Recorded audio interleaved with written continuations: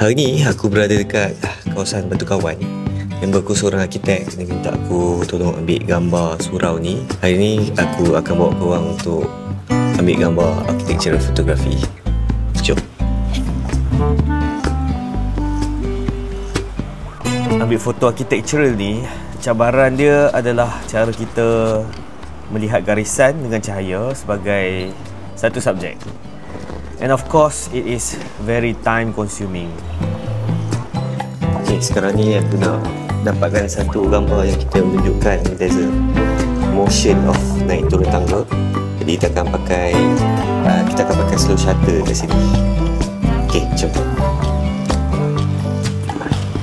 Ambil beberapa foto gambar tu sekali. Macam ni.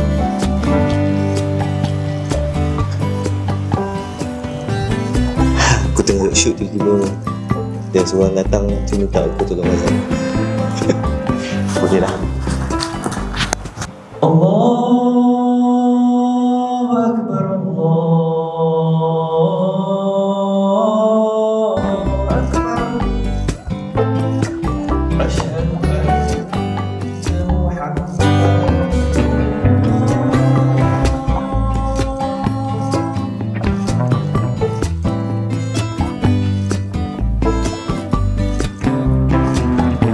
Dan yang paling letih, kalau bangunan tu dah occupied. Maknanya, dah ada orang gunakan bangunan tu. Serius, jenuh nak mengalih barang.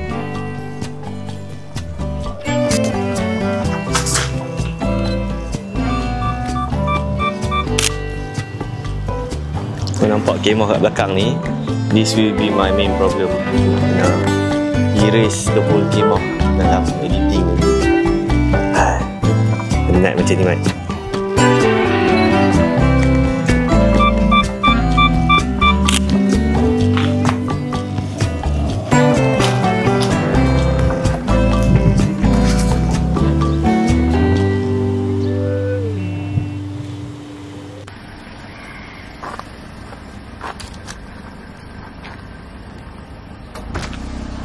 Jom. Jom. Okay, just finish photographing the surau. Nanti gambar dia aku akan hantarkan kepada kawanku. Aku tak tahu apa dia nak buat dengan gambar-gambar tu. Bagi aku bangunan ni dia boleh jadi apa saja. Apa yang penting adalah bila orang yang menghidupkan bangunan tu, barulah bangunan tu will be really functional. Maybe itu adalah beza antara bangunan yang kosong dengan bangunan yang bagi aku ada jiwa, ada soul. Okay, sekarang ni dah habis shoot. Sekarang ni kami nak menuju ke Sunway Carnival Mall kan? Nak buka puasa kat situ. Boleh. So, kita akan berbuka puasa dekat sana je. Sebab memang tak sempat pun nak masak pun. Dah pukul 5.60. 5.60 pula 5.40. Dah pukul 5.40. Jadi kita akan ke Sunway Carnival.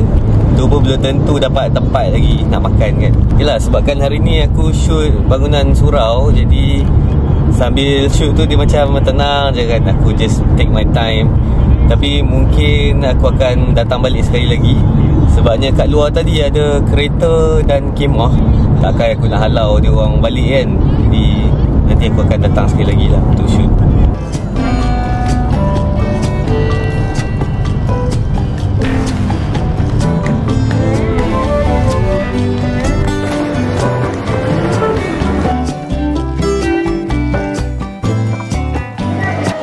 Merata kami pusing tadi, kebanyakan restoran dah full house. We end up datang ke Chili's. Nong Akid order apa? Pizza, cheese pizza. Okay. Cheese macaroni. Oh, it's your favourite? Yes. Apa pun tak kisahlah makan kat mana pun kan. Bagi aku, mana pun sama je. Apa yang penting kita tunggu buka puasa, kita berehat sekejap, recharge for 10 minutes, kemudian kita teruskan. Kita nak buat apa kat sini? Dah minat. Oh, okey. Tak ada buat apa. Maybe balik je lepas ni. Rasa macam nak makan aiskrim sebenarnya. Aiskrim apa? Yao-yao. Yao-yao. Yao-yao macam menarik. Yao-yao boleh? Aku ternampak bingsu tu kat belakang tu. Bingsu kat belakang tu. Tapi Kami dah pernah try bingsu and we decide we are not the fan of makan bingsu. We are more to ais kacang lah. So we'll pass bingsu.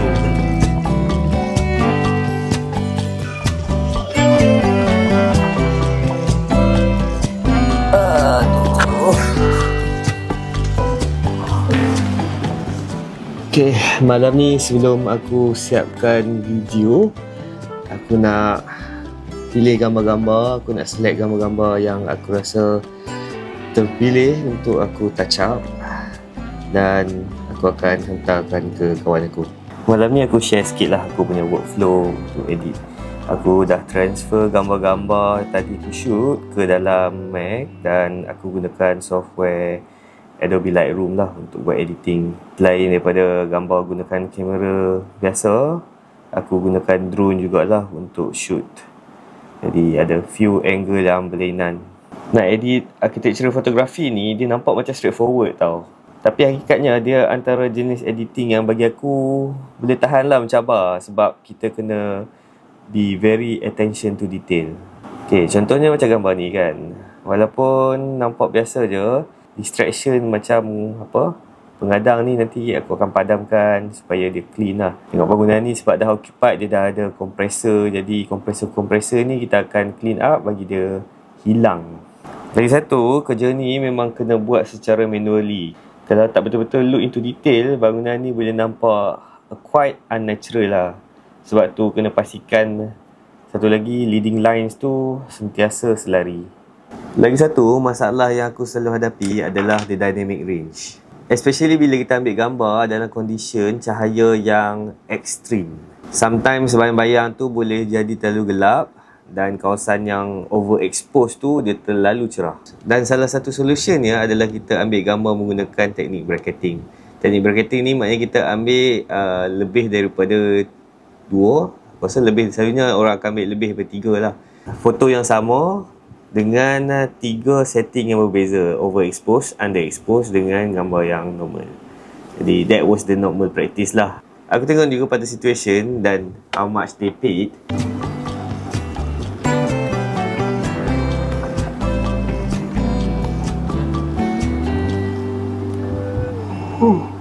Aku baru saja clean up gambar. So gambar ni dia ada lampu-lampu yang dah digantung, bumbung tambahan dia letak. Siap ada kowe lagi dan aku terpaksa padamkan. Ini adalah salah satu contoh. Gambar ni asalnya dia ada lampu-lampu ni, nampak kowe kat sini. Ada tampal-tampal, signboard, guna kertas. Dan dia ada satu extension roof kat tepi ni kan. Benda-benda ni selalunya dalam architecture fotografi kita akan remove lah. Dan ini adalah hasilnya. Aku dah remove everything. Jadi tinggallah keadaan asal dia. Mungkin bagi setengah orang merasakan editing ni sangat ekstrim. Tapi bagi aku, this is something yang normal lah. This is a normal practice, especially dalam architectural photography. Sebab itulah aku rasa architectural photography ni, dia bukan sekadar kita ambil gambar bangunan tau. But it is how we portray design, pencahayaan. Dan at the same time, kita nak translatekan ruang tu menjadi something yang very impactful. That's why architectural photography ni, dia sebenarnya sangat mengambil masa. It is bagi aku a trial and error. Tapi bila kita dah siap, memang sangat puas hati. Sampai sini saja vlog kali ni. Aku nak sambung editing video pula. Dah settle part touch up the photo. Daripada 130 gambar yang selected cuma dalam 30 gambar je. Ambil punya banyak, 30 keping gambar je yang selected. That's it for now. Thank you everyone for watching. I'll see you guys in the next vlog. Bye.